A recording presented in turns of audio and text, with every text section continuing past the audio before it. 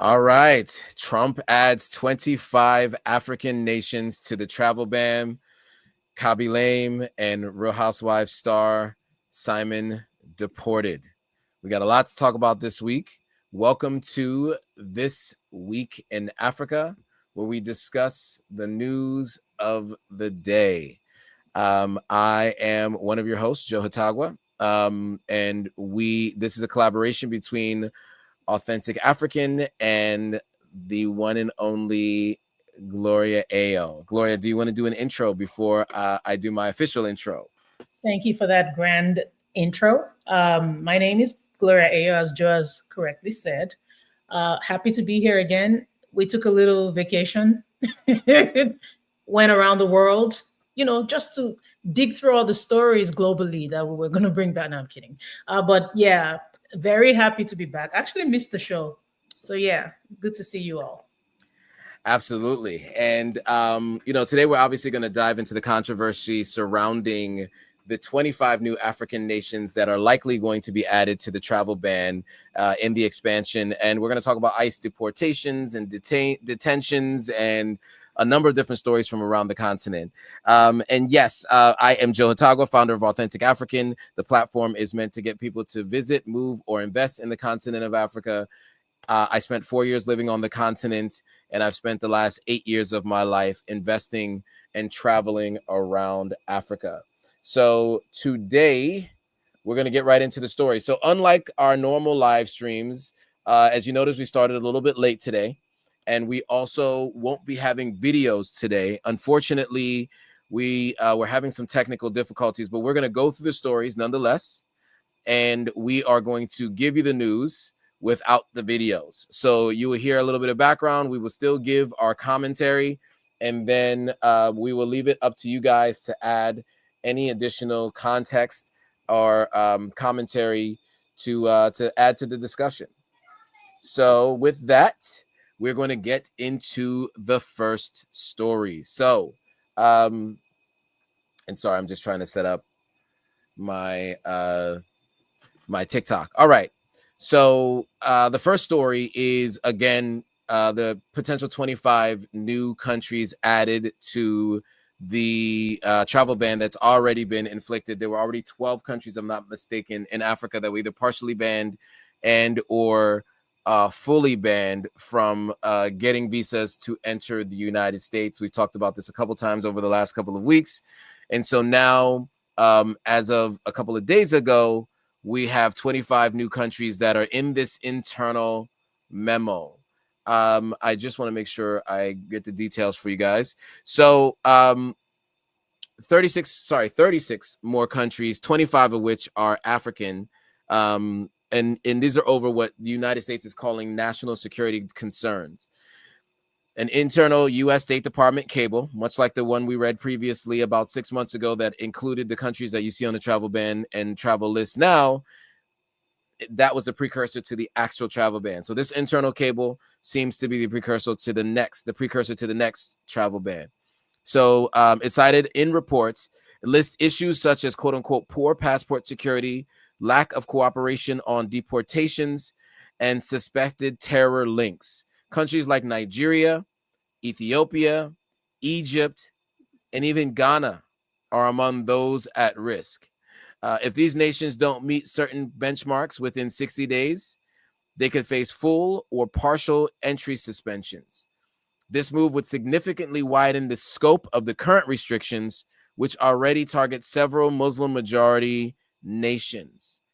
So many say that the expansion disproportionately affects African nations and raises questions about fairness in the U.S. immigration policy. So the final decision is expected in the coming weeks. So, Gloria, what are your thoughts on this story of potentially expanding to 25 new African countries?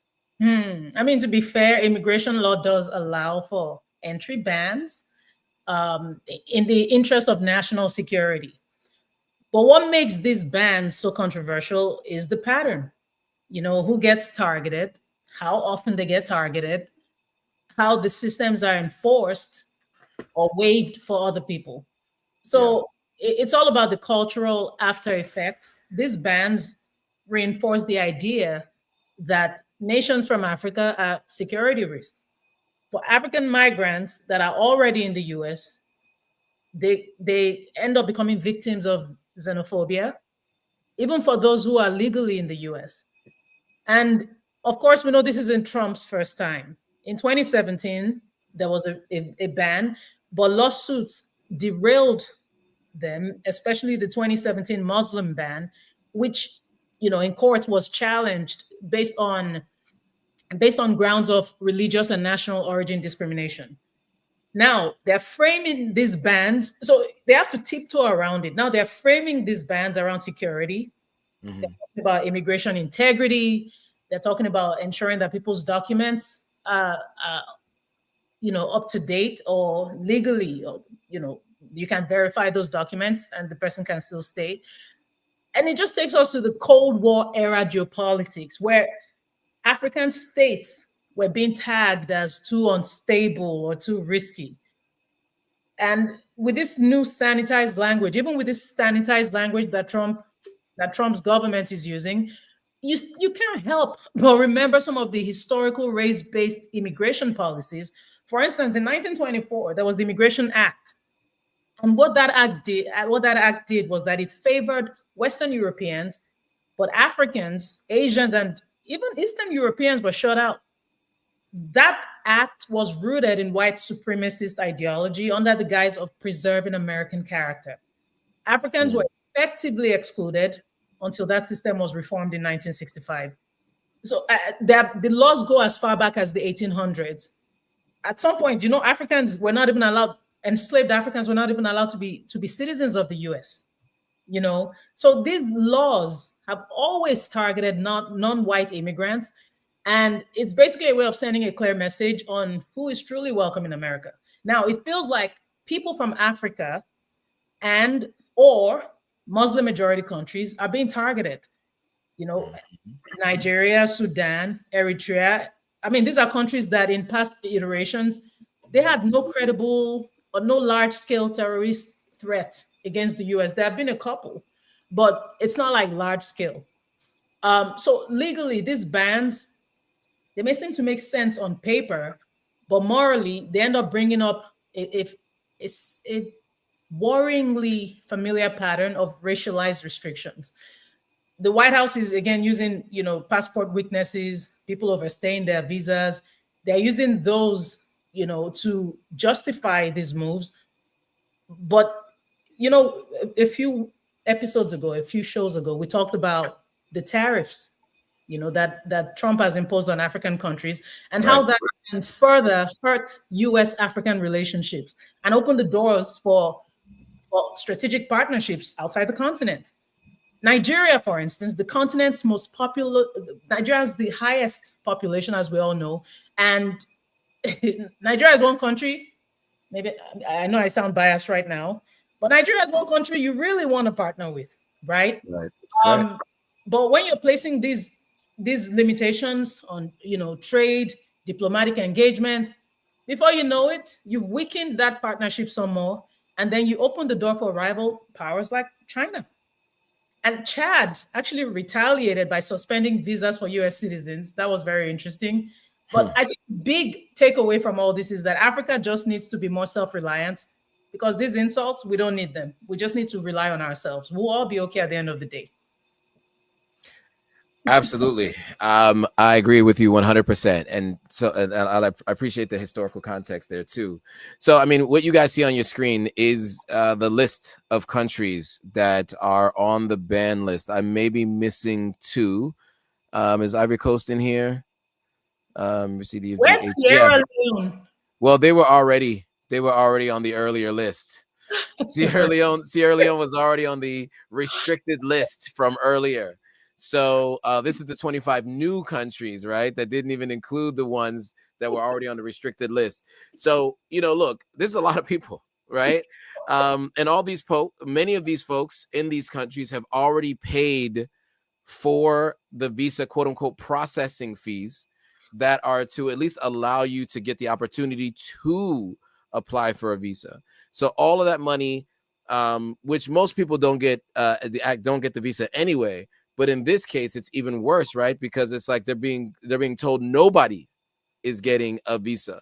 Now, they haven't said which of these would be a partial ban or a full ban. But I would tell you this. I mentioned this last week in my live stream on Monday when the ambassador to Sierra Leone, the U.S. ambassador to Sierra Leone, mentioned why Sierra Leone was on that list. It mentioned that Sierra Leone was top 13 in countries that overstay. They say anytime any one particular group, if 10% or more of the people who are approved of a visa overstay, it starts to offer some kind of a red flag. Well, just so you guys know, Ghana and Nigeria both are at 7%, about 7%. So they're not even at that 10% threshold. So the reasoning given by a State Department official who is the ambassador to Sierra Leone has been contradicted by this particular cable that is likely going to be to end up being a policy in the future. And I guess the other thing I'll add, because you said a bunch that I agree with. I think the only thing that I'll add is remember that so just to show you guys this again, you see South Africa is not on this list, right? Mm-hmm. So South Africa is not on this list. Now, is that because it makes it more difficult for him to give the asylum to those folks, the Afrikaners that he's been giving asylum to? Maybe so. Maybe so. Likely so. So South Africa is not on that list. And they get special treatment, right? Only the Afrikaners of South Africa. So I just thought it'd be interesting to show that, because I think it's important to understand that, as you said, as this happens, it's not an ideal scenario for people to be denied entry somewhere that they want to go on the free earth, right? I mean, these artificial borders are crazy and it's weird anyway, but if we're going to have them, fine. But, it's already tough for them to be able to travel and to have these restrictions. But it does force Africa to focus on Africa, or people to go to other places that they're not on the restricted list for. Places where they could potentially do business, where they can see a better life for themselves, and it doesn't have to be only the United States. So I do think that that's going to be the silver lining to all of this, is that you'll find that there are going to be African nationals from all the different countries around the continent that are banned from the United States, finding other places to go.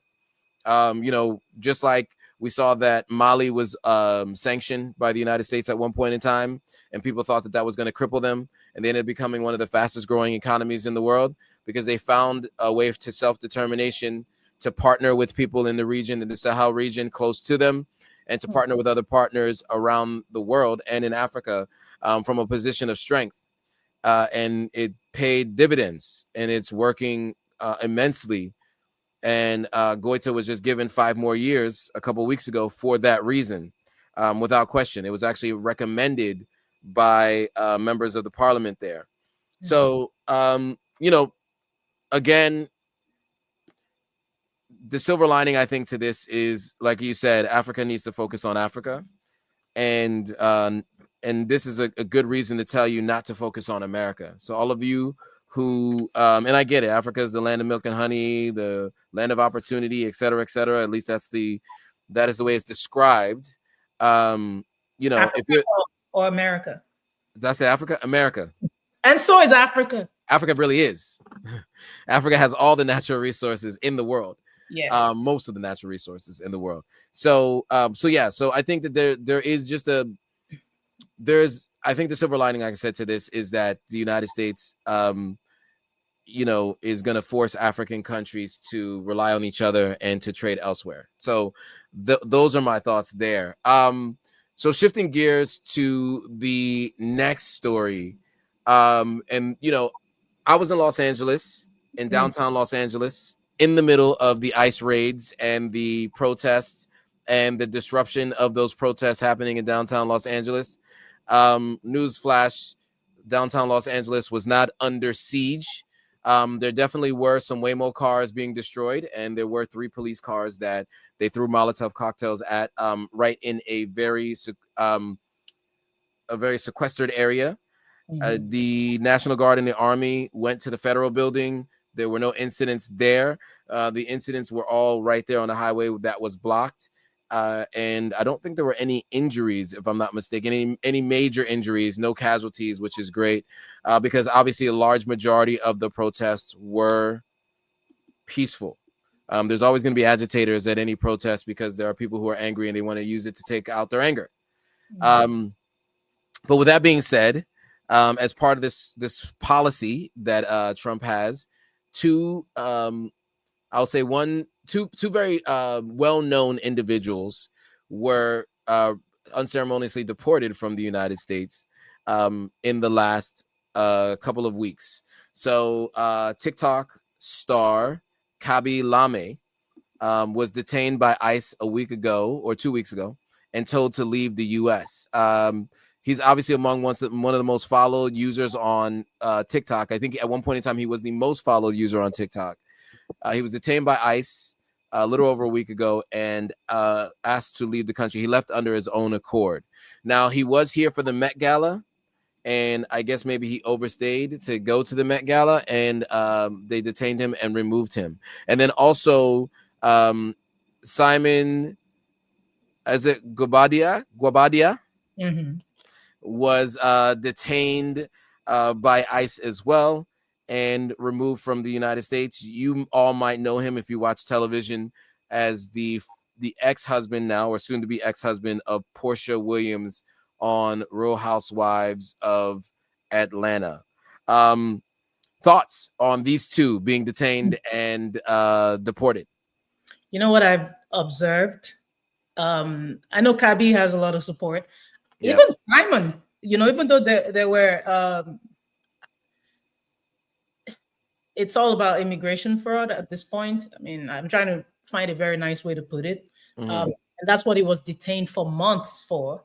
But if you go on his comments, I mean, there are people, I don't know if they're moderating his comments for him or he's doing that, but at least there are people coming out in droves showing him support. Even when I posted, you were also on that post where the announcement was made about him being deported.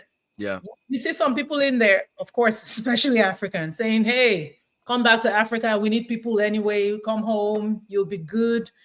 Some people have said, I think it's in the UAE right now, based on the last, don't ask me how I know.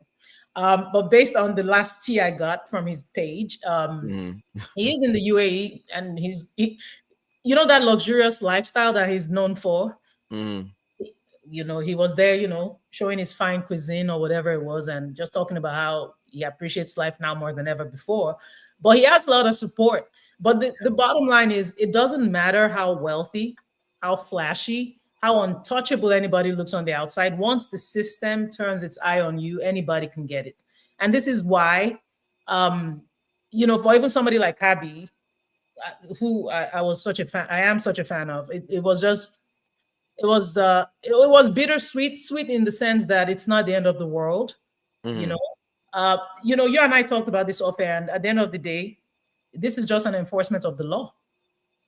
Do you know what I mean? If we want to call it what it is, unfortunately, some people are being targeted, and that's what has caused those ICE protests that you're talking about in Los Angeles. But at the end of the day, it's about the law being enforced. So again, Africa, let's work on sufficiency. Home, there's so much potential back home. Akon is living his best life in Africa with all his wives. So hey, do what you got to do. Yeah, absolutely. Look, I mean, I think you said it all there. I mean, look, these two are well-known individuals, and in fact, that might have made them more on immigration's radar, right? Because at the end of the day, they're high-profile individuals. Their every move is being watched, and people are aware of who they are and what they're up to. And so, just getting the proper visa and living within the restrictions of the visa is going to be the best advice that we can give you.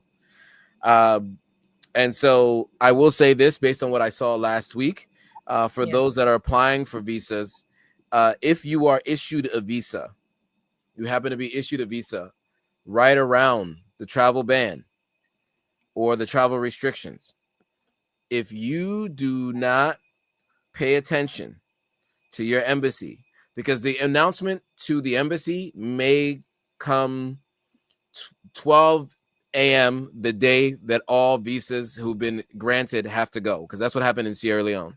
Wow. On a Friday, which it was a Muslim holiday, anyone who was awarded a visa had to come to the embassy that day. They were notified that morning. They had to come to the embassy that day to pick up their visa. If they did not come pick up their visa that day, they were not going to be issued that visa. And so I don't know what the number was of those who were approved for a visa that weren't issued the visa. But I will say, for those of you who are thinking about getting a visa, who've applied for a visa and you think that you're likely going to get it, then just make sure you're paying close attention to any announcements coming out of your embassy, the U.S. embassy in your country. And so when the announcement comes to them, you'll be able to get there quickly, get your visa, and, get to your travel. Because if you don't do it as soon as possible, you may only have a 24-hour window or less than 24 hours to respond and to go get your visa. So I just want to say that to those who have applied and who are awaiting award of a visa. Okay, cool. So that's the kind of the Trump administration's approach to the continent of Africa and where we are with some of these stories. I want to move on to some of the more critical updates around Africa, some really important stories, and shocking, to be honest. The Benue bloodshed is something we should talk about. So this deadly violence has erupted in central Nigeria following brutal attacks in the village of Yelewata, where gunmen killed dozens, many while they slept. The assault has sparked mass protests, which demonstrators are demanding action from the government. Clashes between Fulani herders and Christian farmers over land rights have fueled years of bloodshed in the region. While officials confirm 59 who have lost life, local groups claim over 100 people have lost life. So police cracked down on the protests, firing tear gas and dispersing the crowds. So as peace efforts stall, tensions continue to rise in the Benue state, highlighting the deepening crisis gripping Nigeria's central region. So, Gloria, you and I were talking about this throughout the last couple of weeks, and it's been escalating, right? Do you want to give some background and some context as to what's been going on and what you understand the conflict to be? Yes. First of all, I would like to thank the Pope for acknowledging this, because nobody was going to talk about it. Yeah. We had addressed this when we talked about Plateau. We also referenced Benue a couple of weeks ago on This Week in Africa. And again, thank you, Joe, for allowing us do that, because it's fine. I think this is the farthest it's gone in a very long time. It took the Pope talking about this stuff. These killings are not new. In just the past year, I think at least 1,000 people have been killed. And the president was silent. Thankfully, after the Pope spoke, then people started having reactions, suddenly. It's only people from the opposition you see really talking about this. But I guess at least we should thank him for speaking eventually. Right. Now, for those wondering, I touched on the herder-farmer clash the last time we talked about this. But it's beyond this. And this is what the Tortiv is. Okay, so the Tiv tribe, I think you have some in Nigeria, you have some in certain parts of Africa, but most of them are in Benue State. The Tiv, the people from the Tiv community, most of them are in Benue State. I think they have a few in Cross River, maybe Taraba or some other states. But the Tortiv is the king. Tor in Tiv means king. So he spoke up, and he's been trending because of this, because he talked about the fact that this is not a farmer-herder clash. It's gone beyond this. If you're having a farmer-herder clash, it involves two groups of people fighting. This is it's a one-sided clash. So even calling it a farmer-herder clash, we need to drop that, because that's not what it is. And there is something called the Open Grazing Prohibition Law, which was actually passed by, it wasn't passed by the federal government. This was during Buhari's tenure as president of Nigeria. By the way, Buhari is Fulani, and I'll tell you why this is important in just a bit. When this law was passed by a few states, Benue, Ekiti, Ondo, because they needed to protect them, their communities. What this law does is it puts a restriction on people, on these herders coming from the northern part of Nigeria, where some would say is because of climate change. They're having drought, so they're traveling southwards in order to be able to graze, have their cattle graze.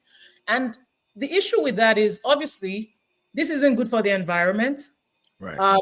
And there's been a lot of violence as a result of this entitlement of, my cattle should be able to graze freely, right? So these states took it upon themselves to regulate livestock movement due to these attacks by these herdsmen who happen to be from the Fulani group. The Open Grazing Prohibition Law, again, is state level, and President Buhari, again, as I said, himself of Fulani background, he did not actively support that ban. And a lot of people criticized him for being silent, or for giving what some would consider a weak response to these clashes, again, which are one-sided.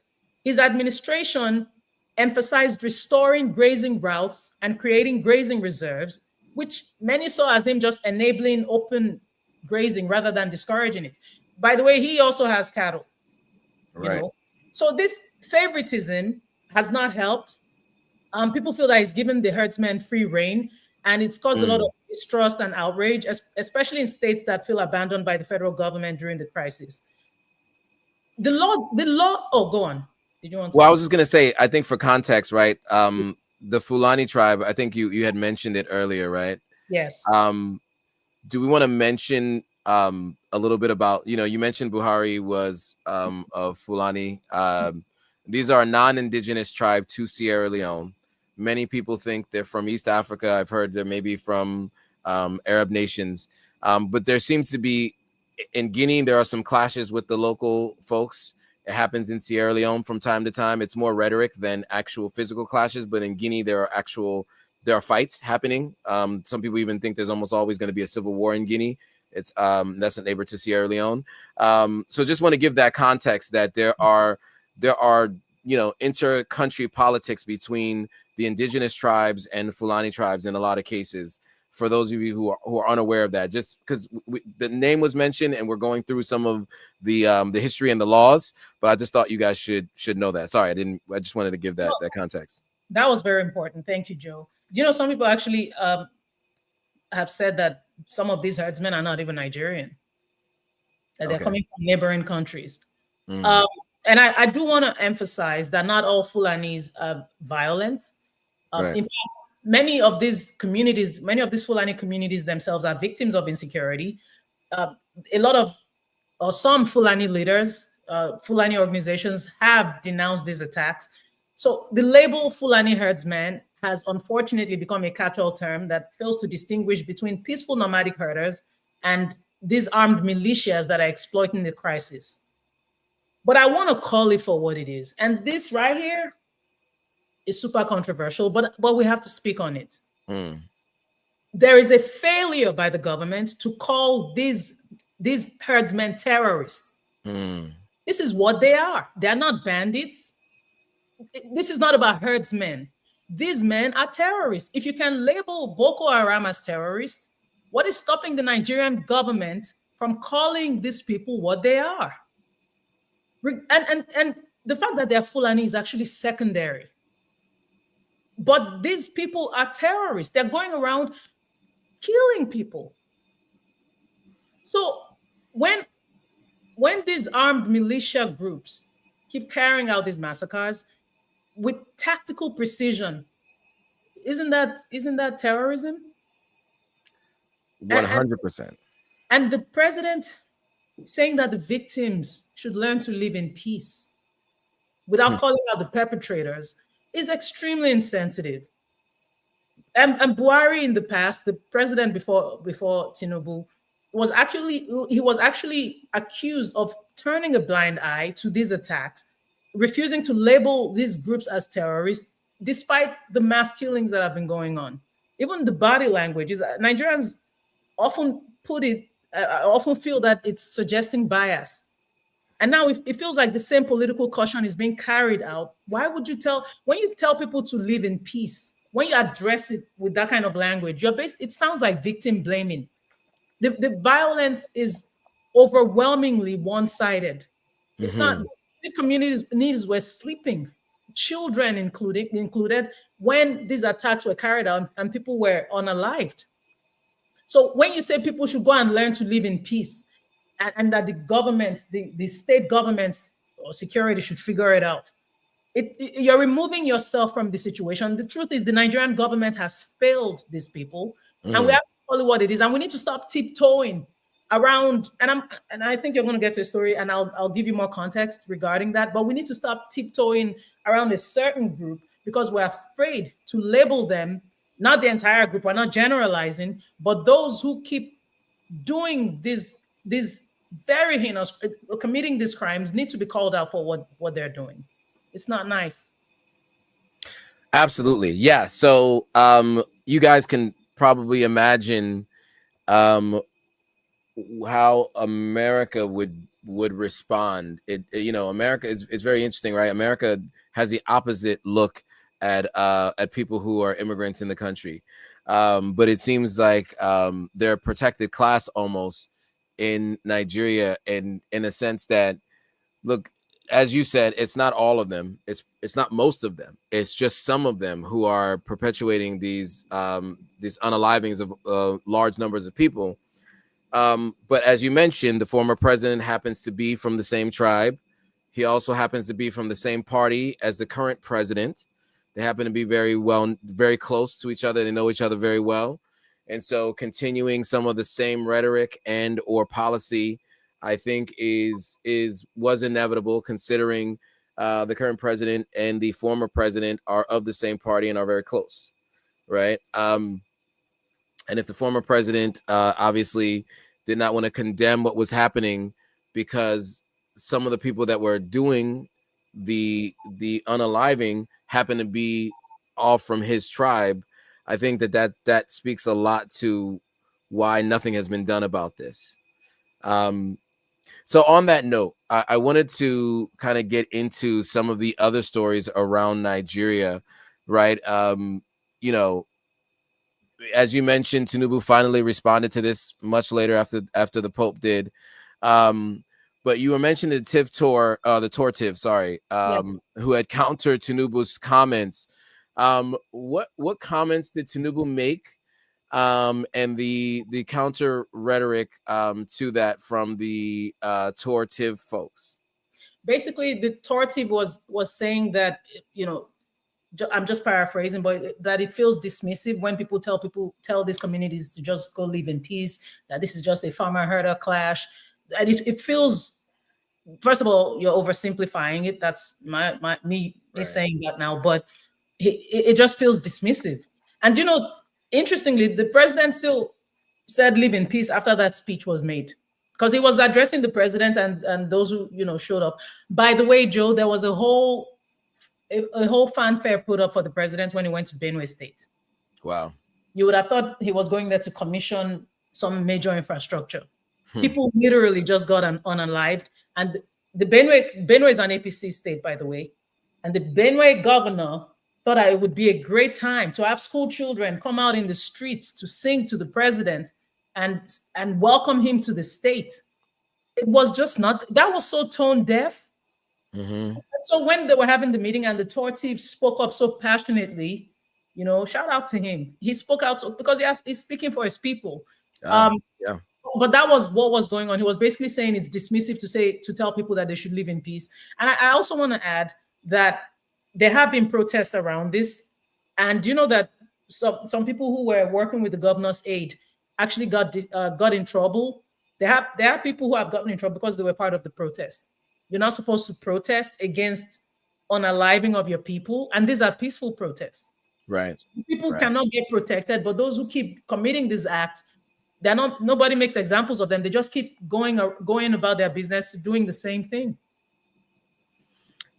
Yeah, 100%. I mean, I think you said it all. And just to that point, and to the next and final piece is, you know, Tinubu, Nigeria's president, on Wednesday of last week, conferred a posthumous national honor in the late activist Ken Wiwa and fellow campaigners, 30 years after the execution by the then military regime. So can we talk a little bit about this posthumous national honor, and then why was it done, and what is this in regards to? Yes, Nigeria used to have a dictator named Sani Abacha. You can go on my page on Instagram. There's a video I put out. An Authentic African is on that video too, where I talked about Abacha, who passed away in 1998 mysteriously. Abacha at the time, you know, a lot of people would argue that he was a dictator, and he, you know, people celebrated. This isn't something I heard. This is something I saw.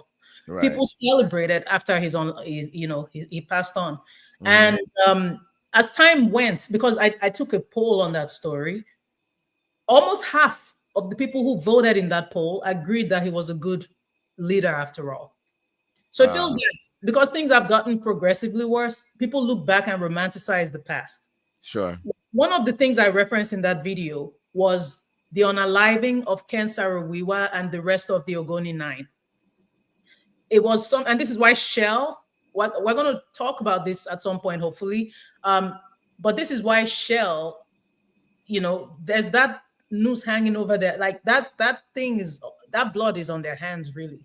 You know, what happened with Ken Saro-Wiwa. Ken Saro-Wiwa was an activist fighting for the rights of the Ogoni people. Mm. The Ogoni people are from the Niger Delta region of Nigeria. And because of the oil spills that were affecting their crops, you know, making them sick because their water was polluted.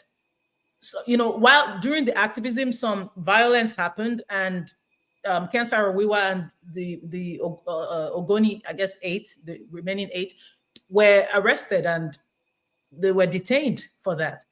So eventually, Abacha's regime decided that they should be unalived by hanging. So this caused global uproar. I mean, Nigeria got penalized for this throughout. It was so bad. So many years later, they get pardoned. And the challenge around this, I mean, I guess that is a step. I will give the president, you know, kudos for that. But why not exonerate them?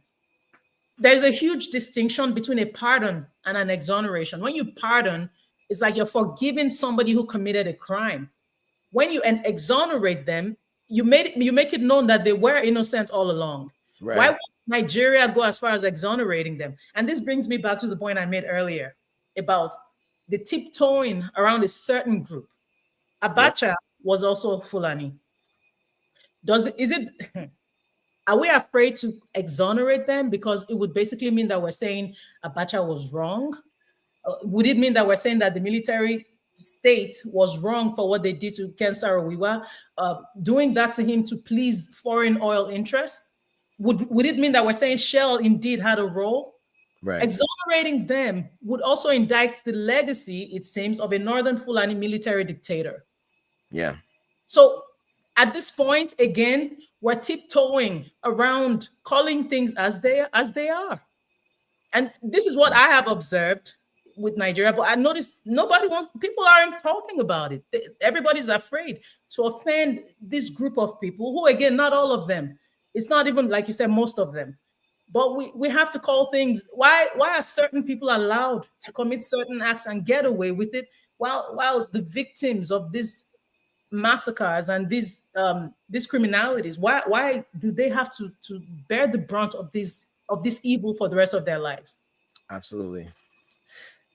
Absolutely, and I like the distinction between exoneration and basically, I guess it's what is it, a pardon? Yeah, I mean, I think it's very clear that you know you don't want to. It's the same as what we talked about before, right? They're protected for some reason, and they don't want to just call it as it is. They want to call it in a way that they can still ensure that they get that kind of a great reception when they come to that region, or when it comes time for the next election, et cetera, et cetera. Tinubu's in his first term, if I'm not mistaken, and so he can run again. And so, yeah, I mean, I think he's looking to probably continue that constituency, and it's unfortunate because that's the same thing we complain about here in the United States, right? That kind of loyalty to a constituency that's not necessarily representative of the whole country. And so that causes challenges in all kinds of different ways. Okay, so I think you obviously took us through the history and where we are today on that particular story. On another note, that's I'm sorry, Joe. I'm sorry. Can I just conclude? I just want to add this. Sure. That Nigeria does not lack intelligence. We don't lack the security capacity. If you say something the government considers abusive on X, you can be traced within hours. Why can't these people be traced? Until the government prioritizes justice over image control, we're not going to make progress, and the same thing will keep happening. Thank you. Yes, absolutely. Okay. I was just looking at the comments there. Okay, mute from Nigeria. Always adding some additional insight. Okay, so so moving on to the next story. So as we I think it was been posted all over Instagram, YouTube, wherever, China to remove tariffs on 33 African countries. Apparently, in some cases, 0 tariffs. And, this comes just in the wake of the United States threatening, actually instituting, and then backing off of tariffs across a number of African nations. Now also visa bans and visa restrictions, and then potentially more countries being added in this visa ban and visa restrictions. So it looks like China is welcoming them with open arms, at least welcoming business. I don't know if they're welcoming them to China, but welcoming business and cooperation, while the United States is doing the exact opposite. Your thoughts? Goes back to what I was really resisting the urge to jump into the story when I was talking about the comparison. Yeah. How the U.S.-African relationship is really being hurt by these policies that keep being rolled out. It's not that the law should not be implemented. Please don't get me wrong. It's just there's no transition in place. Things are just so abrupt to where it feels globally disruptive. I mean, we saw what happened with the tariffs throughout the world and how that affected China-America relationships. It was just very weird, right? Lesotho, for instance, because of this tariffs, which we did address, I think our first or second episode, Lesotho's economy got hurt horribly because of that. Because as we mentioned, they partner with Levi's, Gap, Walmart. Like they have a lot of they get a lot of revenue from supplying denim, for instance. Right. Now, China announcing this 0 tariff, even though it's not come to pass yet, is actually going to tip the scale more in favor of China as it relates to African relations. Now, I'm always of the opinion that, and I've gotten called out for standing on this hill, and I'm going to keep standing on it, that Africa should be we need to secure more regional partnerships. We should aim to be more self-sufficient.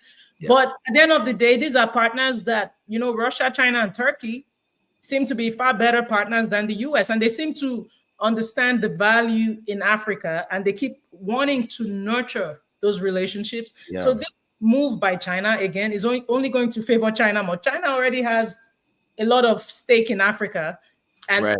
imagine what this will do for the for both African nations and China. Yeah, just about 1 billion people live on the continent of Africa, 54 countries, 55, depending on who you talk to, maybe even 56. Varying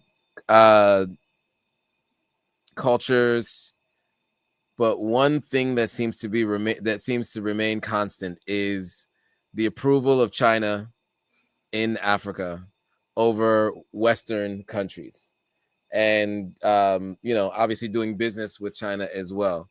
And so, yeah, I mean, this is what we would call soft diplomacy, right? This is the way to ensure that you have the relationships when it comes time for a United Nations vote, or to go to war, or if there's anything else that's happening.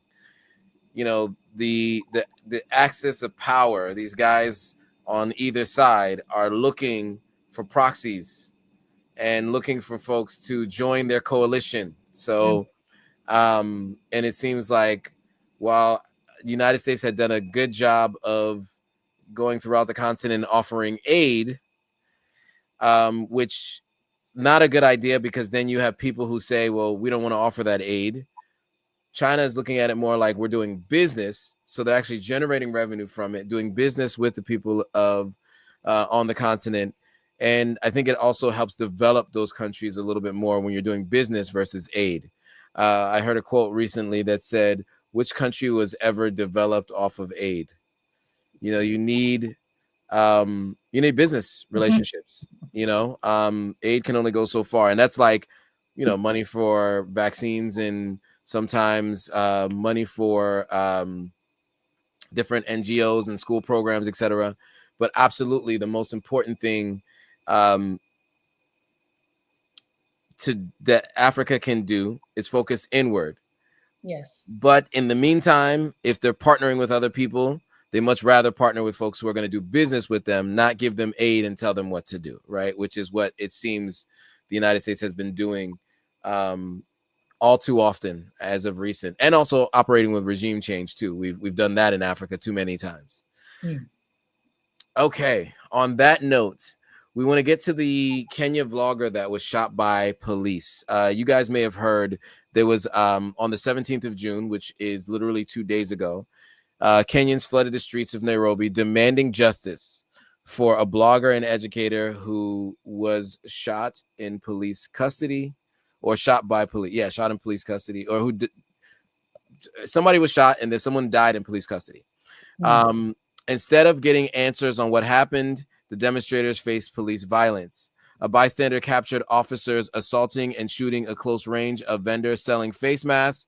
The injured vendor is in critical condition at Kenyatta National Hospital, and police spokesperson told news outlets that the officer responsible for the shooting has been arrested, but no additional details have been shared. So imagine someone dies in police custody, people protest, and then someone else gets shot by police. So police brutality is widespread in Kenya, with 159 cases of extrajudicial unalivings and enforced disappearances just in 2024, according to the Kenyan advocacy group Missing Voices. The issue is not new, but reflects lingering colonial policing practices in a post-independence African state, in a system designed to control and to ensure profits. So, what are your thoughts on the initial person being unalived in police custody, and then also the protest, and then someone being shot at the protest? At close range, yeah. At close range, right. It's very disappointing. President Ruto, when he was sworn in, when you listen to him, he's eloquent, and you're like, okay, yep. This, and it's not just about being eloquent. He seems convincing when he speaks. Yep. And of course, when the riot happened last year, I think it was last year, right? When the riot happened in Kenya, we saw a dark side. People are fighting a bill, an IMF-backed bill, might I add, that's, not made life easy for Kenyans. the finance bill, and you respond with terror and unalive scores of people. Mm-hmm. So now this is deja vu in a very tragic way. I mean, I don't, that video of that man being, being shot at close range Yep. was chilling, because it was just the impunity. It was Mm-hmm.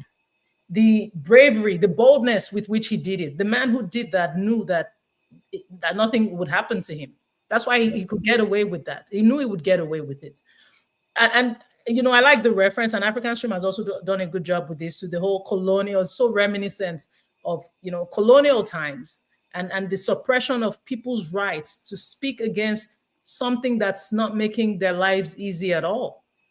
These are people, man, Kenyans. Mm-hmm. I'm in awe of you. I am in awe of you. The whole Gen Z movement, Yeah.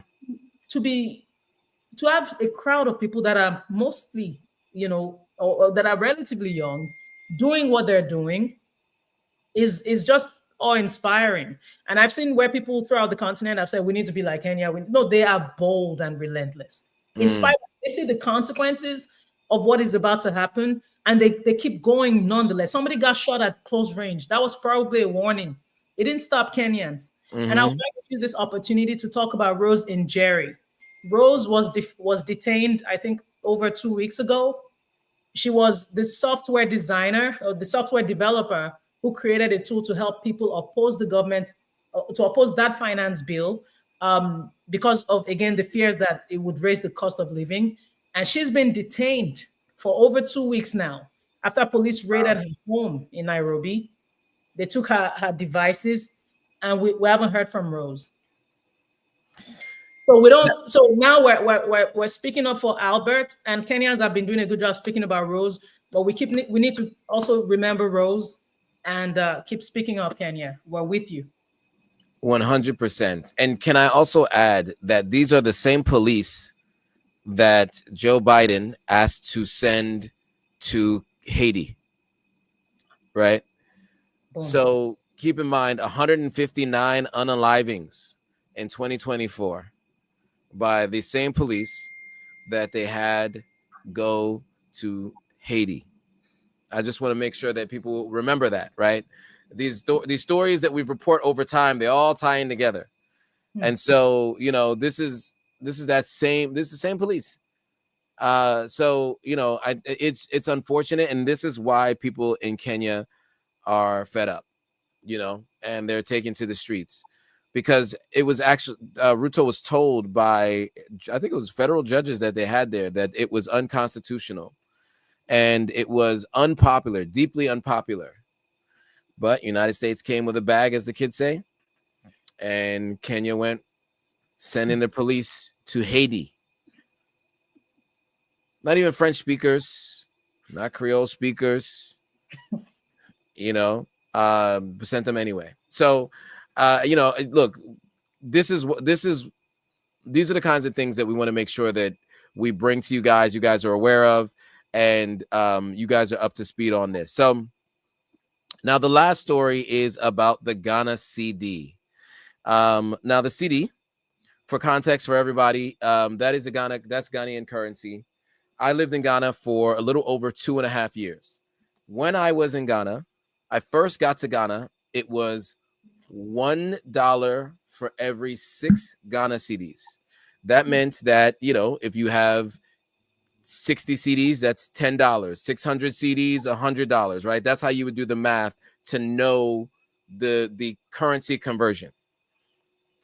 In the 2.5 years that I was in Ghana, the currency was the worst performing currency in the world, like 13 months straight. It was showing up as either the worst or the second worst in the entire world.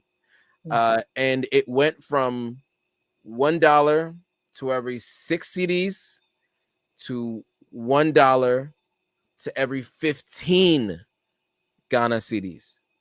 So that more than halved in value, which is not a good thing, right? So, it went from 6 CDs to every $1 to 15 CDs to every $1. And why does that matter? Well, when your currency is devaluing, but your job does not update your salary or your hourly pay or your pay to match that devaluing, and you at the same time you have inflation, people can't afford their everyday goods anymore. And so the company I worked for did not increase our pay. They did not make, and I worked for a company based, it's an Africa-wide company, but they had an office in Ghana, and they had a Ghanaian entity, and they paid us in Ghana cedis.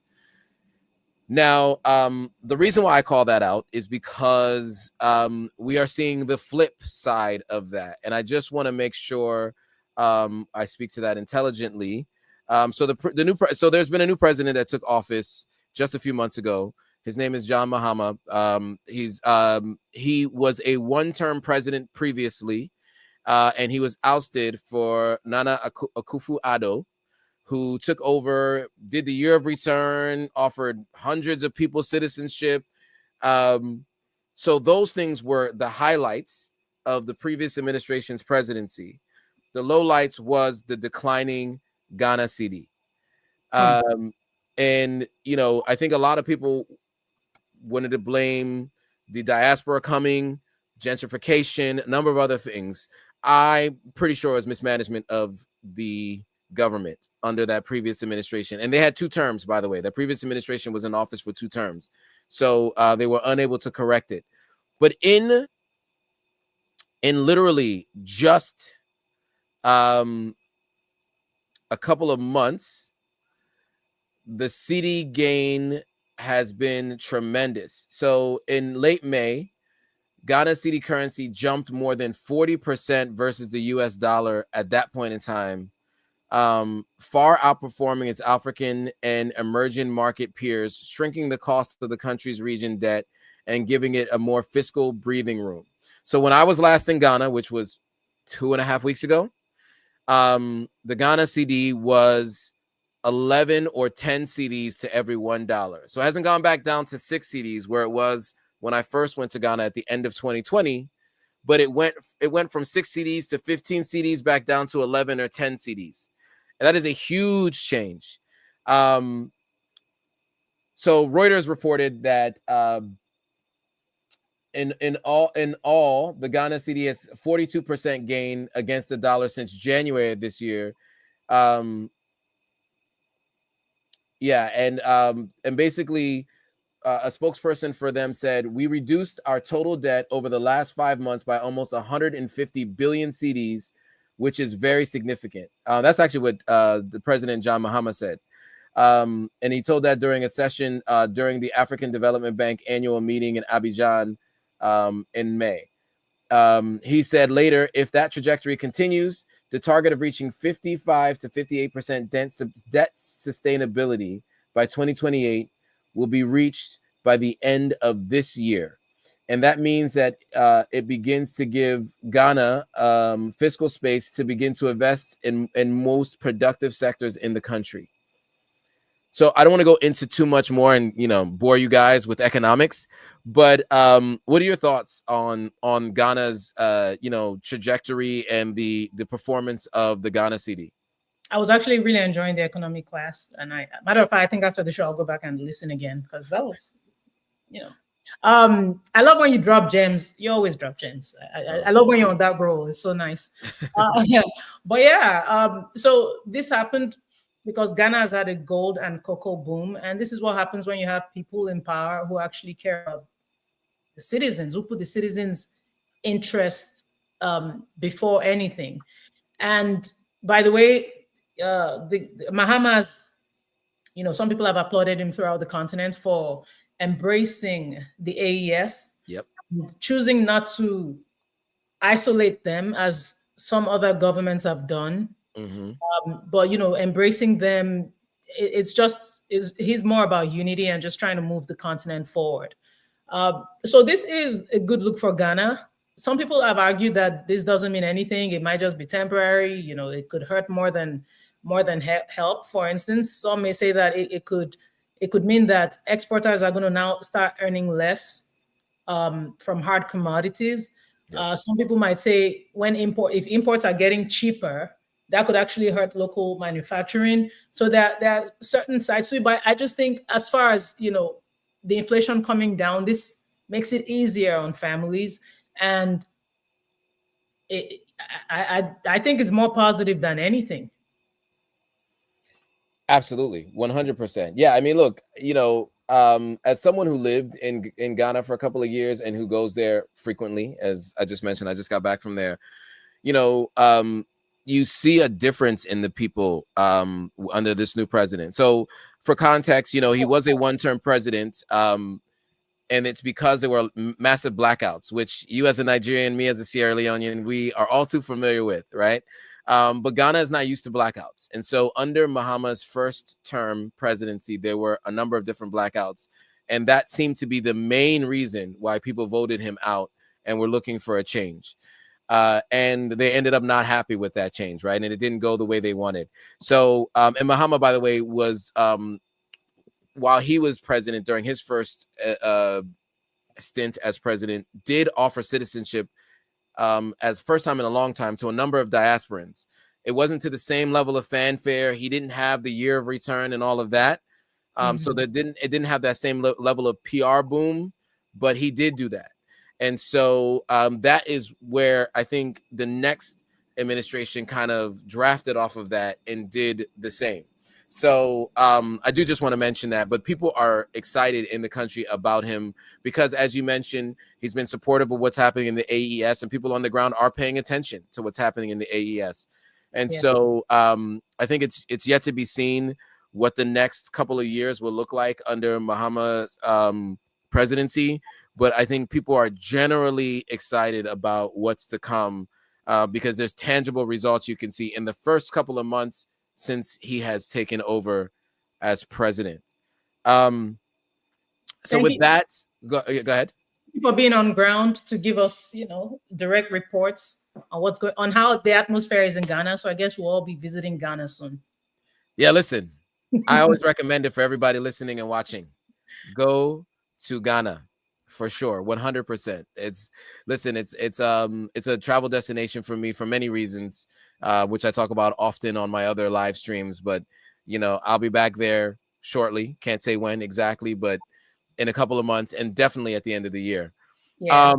Now, in the interest of time, I know we started a bit late, but there were a couple of headlines from around Africa that we wanted to talk about and just make sure you guys are aware of. You guys can do your own searches and, look at trusted sources for who's reporting on some of this stuff. African Stream, some others that you'll notice that sometimes we refer to those stories here or those news reporters or those platforms. So definitely check out these stories there. But maybe for a little bit of context, we'll go through some of these headlines and give you a bit. So South Africa flooding. There was a unalivement toll that passed 86 people. Any context you want to briefly give on that so people can take a look and see what's going on with what happened with the flooding in South Africa? Yeah, so Eastern Cape got hit, just really sad stuff. Devastating rains swept through Eastern Cape, and at least, did you say 86 people? Yeah, at least 86, yeah. Yeah, I wanted to make sure we had the same figure. At least 86 people were unalived, many missing. Homes, schools, the roads, even the power infrastructure, got destroyed. Shout out to Ramaphosa. A national emergency was declared, and this way they're able to unlock emergency funds. But people still feel that, the rescue response was too slow, and that these communities, which are clearly vulnerable now, didn't get enough infrastructure to help them through this time. But you're all in our thoughts and prayers. Absolutely. Togo suspends French broadcasters. Yes, child. Togo people have said Togo is trying to lean towards, being part of the AES or whatnot.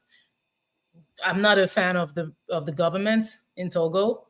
Isn't that Nasingbe? Faori Nasingbe? I have to. Sorry, guys. But he's practically a president for life. But anyway, they suspended French outlets RFI and France 24 for 3 months. And you know, the AAS has actually done things like this.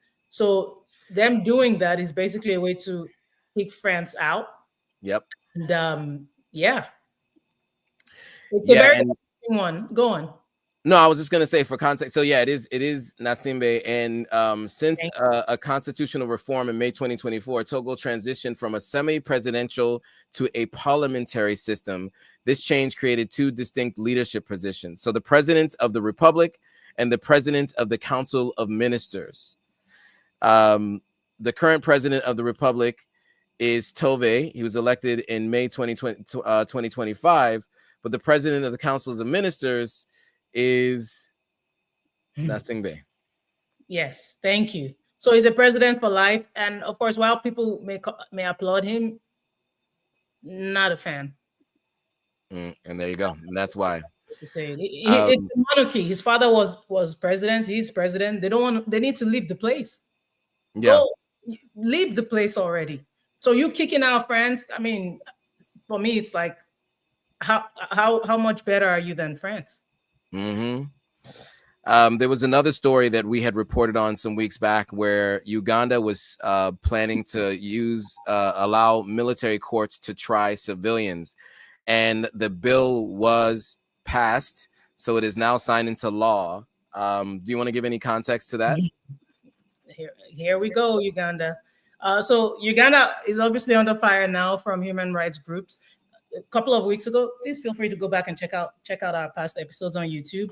Yep. We talked about how they, now the military courts are supposed to be trying out civilians that have been accused of crimes such as illegal firearm possession or terrorism. And when the military courts are in charge of these cases, it's extremism. Yep. And of course, we think of people like Bobby Wine or his bodyguard, who President Museveni's son actually kidnapped. He said it, that he kidnapped this man. We've seen what happens, how opposition gets clamped down on in Uganda. So having this actually come into effect is very scary. Uganda has been dealing with this presidency since the early 1986 or something like that, and here we are now. It's military trying out civilians. It's not a good look. Absolutely. Well, I mean, we wanted to show you guys videos. I'm glad, we were able at least to kind of get through the stories today. It was a struggle before we went live. You have no idea, guys. And so we're next week when we go live again, we'll be sure to have videos for the stories, so you have additional context beyond just the news stories that I read, and you guys get a chance to, it gets to break it up a little bit, video back to our commentary on the video. Somebody did ask if there was talk about Iran versus Israel. It isn't the continent of Africa, so we don't really cover some of those things. I think if we start to see African countries get involved, then we might cover those discussions, but we tend not to focus on a lot of that because there's so many people already talking about what's going on in Israel and, how they've been, genociding Palestinians. And also now they have provoked Iran. Not necessarily an Africa story, so we haven't been covering it. With that, we want to thank you guys for watching. Any final words, Gloria? Yes, please. Yeah, I just wanted to add to what you said, because somebody asked me also about my thoughts on the war and how there could be a world war and World War III and all that. We did remember when we talked about the Yemen bombing that affected African migrants. We did talk about that. But it's not to say we don't care about the story. It's just we try to, focus on what the show is about. But as it affects Africa, and if it affects Africa, which, global things do affect Africa, like with Russia and Ukraine, how, it started affecting African grain supply, that was relevant to Africa in that way. But we'll keep watching, and once we find a way to approach it, we'll be able to share. And I do want to respond to Okemute. Thank you for tuning in, by the way, who talked about how The president cannot, if you missed the story, you can go back and watch on YouTube. But we talked about the president pardoning the Ogoni Nine and how I said they should be exonerated. And you are absolutely right. He doesn't have the power to exonerate them. The court is supposed to do that. However, he can encourage a judicial review. He can support a posthumous exoneration effort by backing advocacy campaigns, by basically allowing truth commissions to formally clear the names of the Ogoni Nine. And he can also issue a public statement acknowledging their innocence. So there are ways around it. We know he's a powerful man. He can do whatever he wants to do, for real. Absolutely. He has power. Absolutely. You know, it's his turn, as he said in Yoruba. So that was his campaign slogan, for those who don't know. Yeah. So again, thank you guys for watching, and thanks for bearing with us. No videos today, but you know, as always, we want to come back with This Week in with Africa. And I apologize for us not being live the last 2 weeks. It has been a hectic 2 weeks for me. I've been in the last 5 weeks, I've been in 6 cities. And so it was difficult for us to be able to do the show last Thursday and the Thursday before. But you can anticipate we'll be back every Thursday we can to bring you guys the news of the day. So with that, I want to say thank you guys again for watching. If you haven't already, subscribe to The Gloria AO on all platforms. Subscribe to Authentic African. Make sure you follow, hit that thumbs up if you found this interesting, and share this with anybody you know who wants to know about what's going on the continent of Africa. So with that, we'll see you all next Thursday. Bye, guys.